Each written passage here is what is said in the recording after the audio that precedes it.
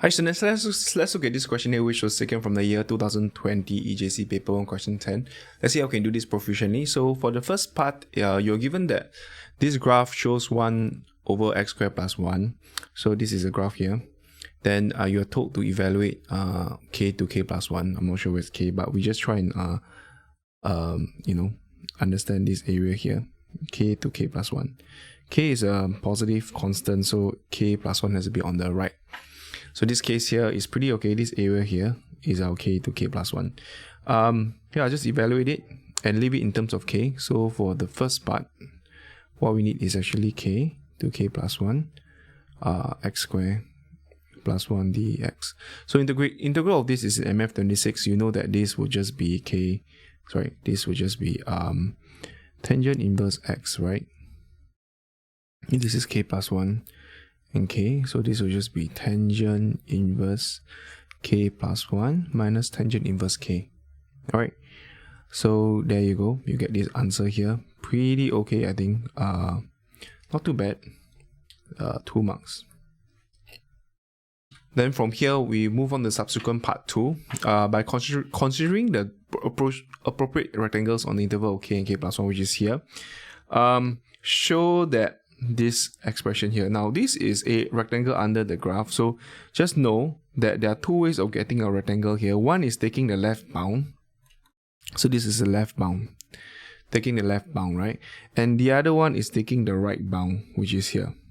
Okay, so just know that these 2 rectangles here will give you a this is overestimation, and the other one would be the underestimation. Okay, so they say by considering the appropriate rectangles, so I'm just going to consider for the rectangle height, okay, which take, I think, okay, this is overestimation. The rectangle taking the left bound,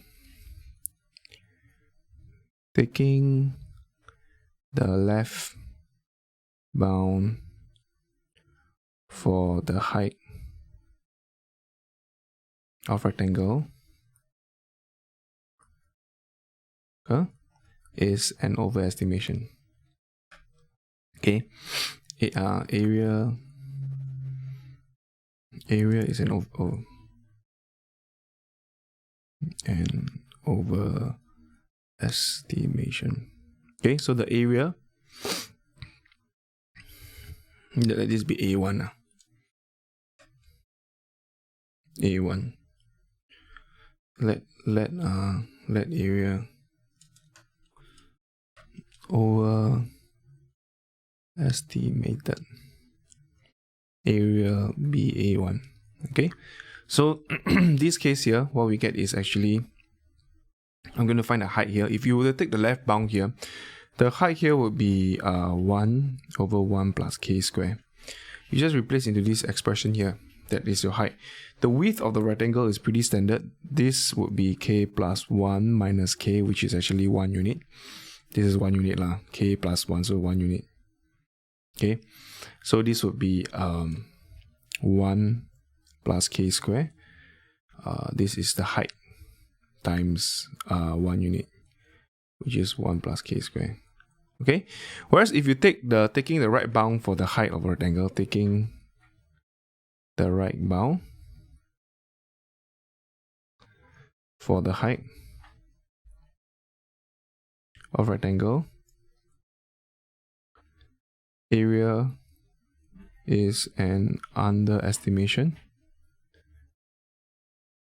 Okay, so hence let underestimated area be A2.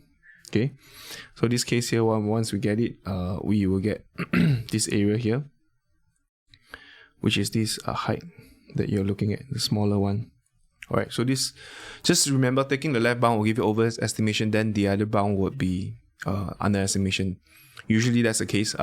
Not as in you take the other one will be the under or overestimation. Okay, so it depends on the shape. Not that always not left bound doesn't always give you overestimation, but if it gives you underestimation, then the other one will be overestimation, and vice versa. Yeah. So the one on the right would be, because you're using 1 plus k plus 1, right? Square times 1. This is height. So it's the same, this area here. Okay. So hence, exact area would be lesser than A1 overestimated area and bigger than A2 underestimated area. So this case here, what we get is actually just tangent inverse k plus 1 minus tangent inverse k. And after which you have the one on the A1, which is overestimation will be 1 plus k square. But because they asked us to show k square plus 1, so I'm just going to put k square plus 1. And the other side will be just be k plus 1 square plus 1. Right, so this is how you do this question here proficiently. After which you're told to do the third part, which is using this identity, show that a tangent inverse ax minus tangent inverse y is this expression here. Okay, this is 2 marks. I think this is pretty okay. So let's try and see how we can do that. So tangent inverse x, you need to show this. Tangent inverse x minus y over 1 plus xy. Okay, let's look at look at. So you're told to need to show.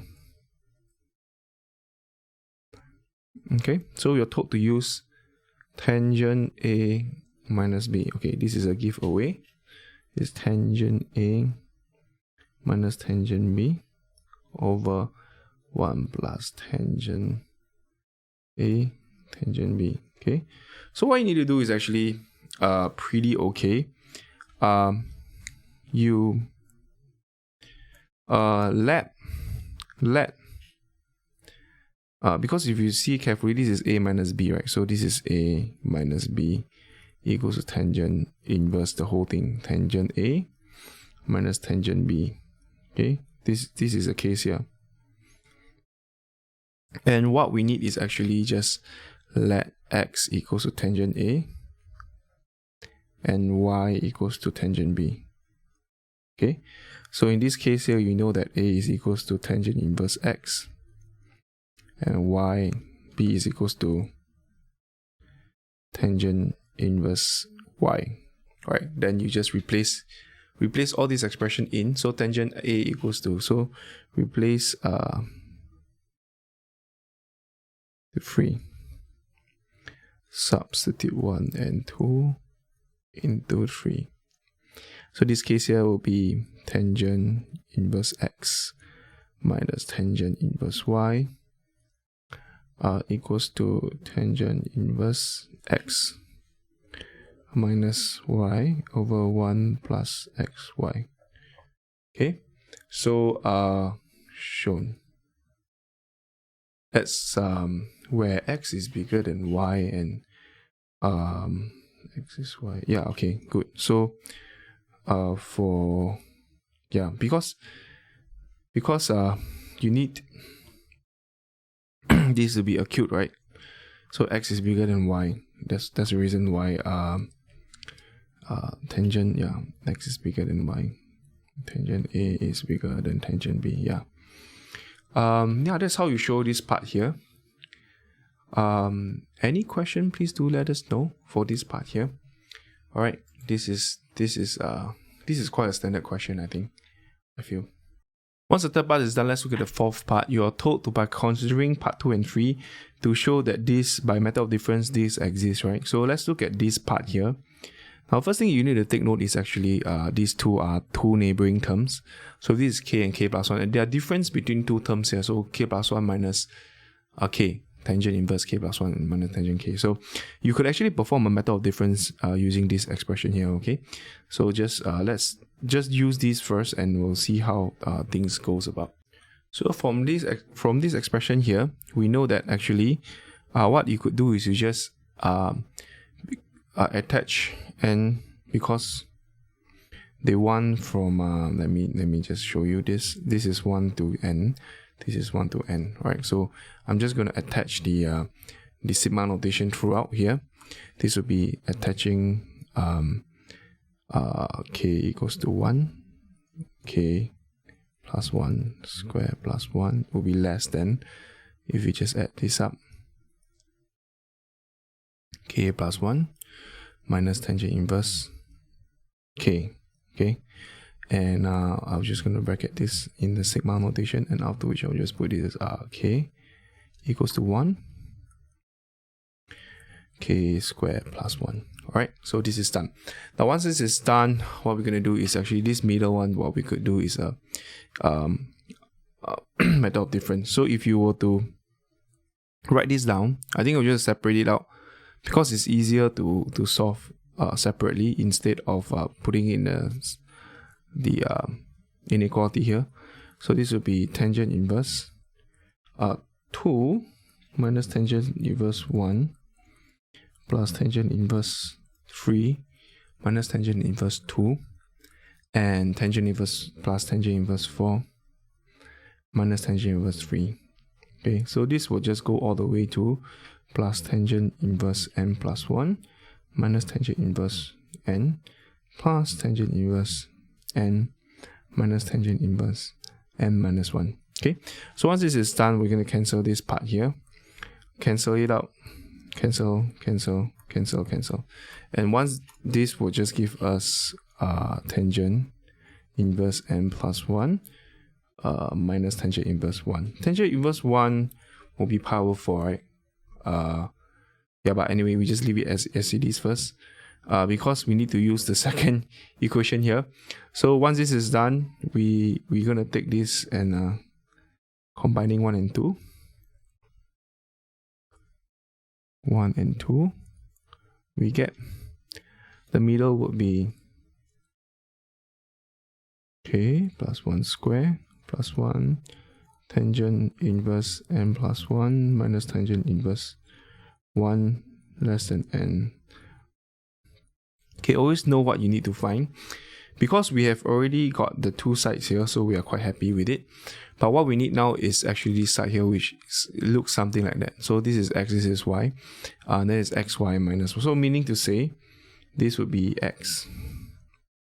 This is my x, and this is my y, right?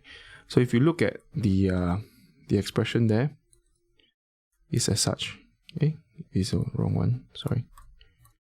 Capture one. Yeah. So we're gonna use from 2 or 3.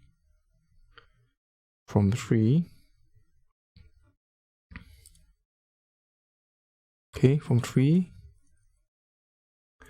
This will just be n k plus 1 square plus 1. So you just replace this as n plus 1. X is n plus 1. And y. And this part here will be tangent inverse x minus y. So m plus 1 minus y over 1 plus m plus 1 times 1. Alright, so this is pretty okay. I think once this is done, it's pretty straightforward, right?